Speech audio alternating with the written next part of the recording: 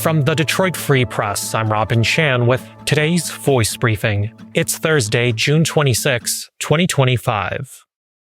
This is J.C. Rinder with the Detroit Free Press. 3 long empty apartment buildings in Detroit from the 1920s have been successfully rehabbed. The buildings neighbor each other along Hazelwood Street in the city's Piety Hill neighborhood, which is north of New Center. There are 93 units altogether, and the buildings have been completely empty for at least 15 years. The local firm behind the redevelopments received assistance from the Detroit Housing for the Future Fund, which harnesses private investment dollars to build more affordable housing. Asking rents for the apartments start at $758 per month, which is relatively affordable by current standards. However, tenants must have qualifying incomes or not over $56,500 for a single person.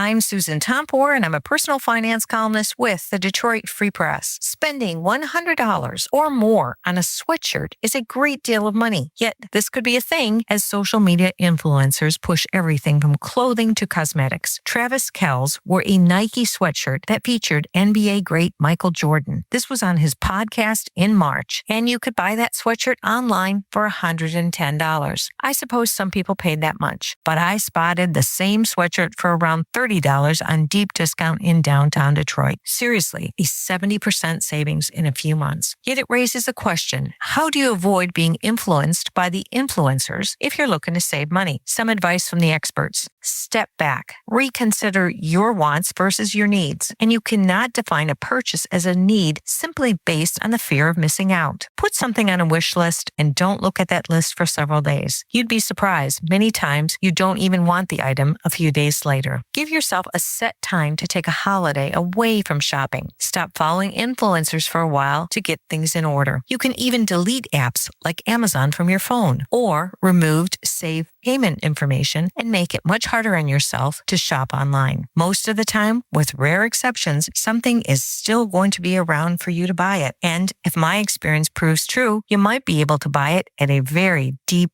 discount. This is Julie Hines of the Detroit Free Press. WDIV-TV Local 4 announced this week that it will open a coffee shop in downtown Plymouth in partnership with Great Lakes Coffee Roasting Company. Foregrounds, as it will be called, is set to launch in September in the Detroit suburb. The new venture is being described by WDIV as a place where community, connection, and trusted journalism come together, and it will feature a full menu of coffee, cold brews, and handmade drinks. In addition, Foregrounds will be tied to Local 4 News in ways that go beyond the number in its name. According to WDIV, it will host community gatherings, including Coffee with the Newsroom events featuring Local 4 news anchors and reporters. It also will be the news site of the live broadcast of Live in the D, the station's lifestyle show hosted by Tati Amare and Kim DiGiulio that airs weekdays at 11 a.m. WDIV Vice President and General Manager Bob Ellis said in a release, "We want to be the local news brand that builds community. By creating a space like this where everyone is welcome, we will be more local than ever before, and we believe that means something special."